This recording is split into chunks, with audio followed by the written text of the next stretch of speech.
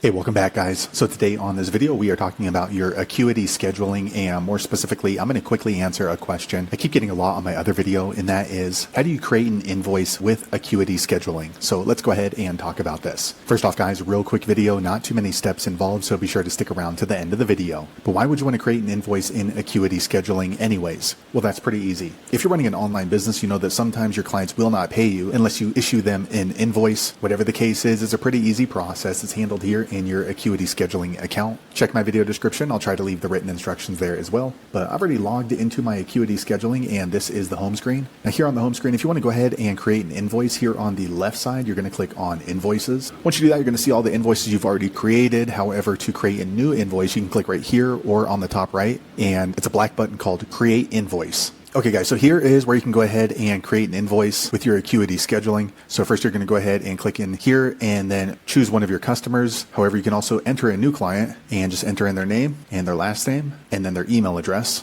Here you can go ahead and enter in their phone number. And as we scroll down a little bit more, we're going to go ahead and start adding in services. So we'll add a new item. So YouTube consultation. Okay, and then you just kind of fill it out. So they're going to do one, and the price, let's say, is $9.99. Okay, now you can see it's all tallied up as a total, and you can go ahead and give it an invoice ID number. You can change the due date. So the due date by default is for today's date, but you can push that out for 30 days or whenever you need it to.